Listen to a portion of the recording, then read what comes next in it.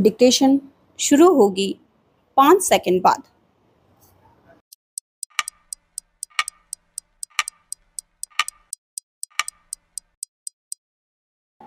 अंतर्राष्ट्रीय योग दिवस के अवसर पर श्रीनगर पहुंचे प्रधानमंत्री नरेंद्र मोदी ने यह कहकर जम्मू कश्मीर के लोगों की उम्मीदें जगाने का काम किया कि यहाँ के पूर्ण राज्य के दर्जे को बहाल किया जाएगा।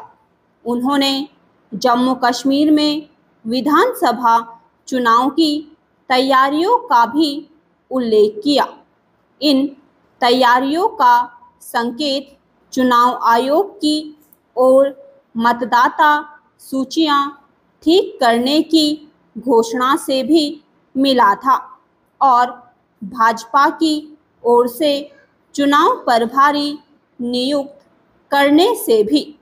चूंकि सुप्रीम कोर्ट जम्मू कश्मीर में इस वर्ष सितंबर के पहले तक विधानसभा चुनाव कराने के निर्देश दे चुका है, इसलिए यहाँ हरियाणा, महाराष्ट्र और झारखंड के साथ ही चुनाव होने के आसार बढ़ गए हैं। जम्मू कश्मीर में विधानसभा चुनाव की तैयारियों को इसलिए भी बल मिला है क्योंकि हाल में संपन्न लोकसभा चुनाव में जम्मू के साथ साथ कश्मीर के लोगों ने भी बढ़ चढ़कर मतदान में भाग लिया। इससे यही स्पष्ट हुआ कि घाटी के लोग मुख्य धारा में शामिल होने को तैयार हैं और वे लोकतांत्रिक प्रक्रिया की महत्ता भी समझ चुके हैं। यह स्थिति बनी तो इसीलिए क्योंकि एक ओर जहां कश्मीर में आतंक का असर कम हुआ है, वहीं दूसरी ओर लोकसभा चुनावों की प्रक्रिया निष्पक्षता से आयोजित की गई। इसका श्रेय चुनाव आयोग को भी जाता है और केंद्रीय सत्ता के साथ सुरक्षा बलों को भी। निसंदेह प्रधानमंत्री के कथन से यह स्पष्ट नहीं होता कि जम्मू कश्मीर के पूर्ण राज्य के दर्जे की बहाली चुनाव के पहले होगी या बाद में।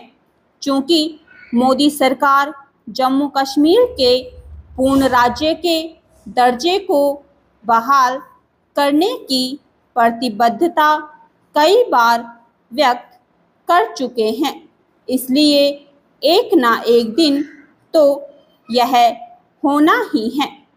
लेकिन उचित यह होगा कि विधानसभा चुनाव के बाद ही इस बारे में कोई फैसला लिया जाए। ऐसा इसलिए किया जाना चाहिए क्योंकि एक तो जम्मू कश्मीर को आतंकवाद से पूरी तरह मुक्ति नहीं मिली है और दूसरे विभाजनकारी अनुच्छेद 370 को हटाए जाने के बाद जो आवश्यक कदम उठाए जाने चाहिए थे, उनमें से कुछ अभी भी नहीं उठाए जा सके हैं। उदाहरण स्वरूप पाकिस्तान प्रायोजित आतंकवाद के चलते कश्मीर से जो लाखों कश्मीरी हिंदू पलायन के लिए विवश हुए थे, वे अभी अपने घरों को लौटने में सक्षम नहीं। इसका मुख्य कारण उनकी सुरक्षा के लिए खतरा है। इसकी अनदेखी नहीं की जा सकती कि कश्मीर में कश्मीरी हिंदुओं और देश के दूसरे हिस्सों से गए लोगों को रह रहकर निशाना बनाया जाता रहता है।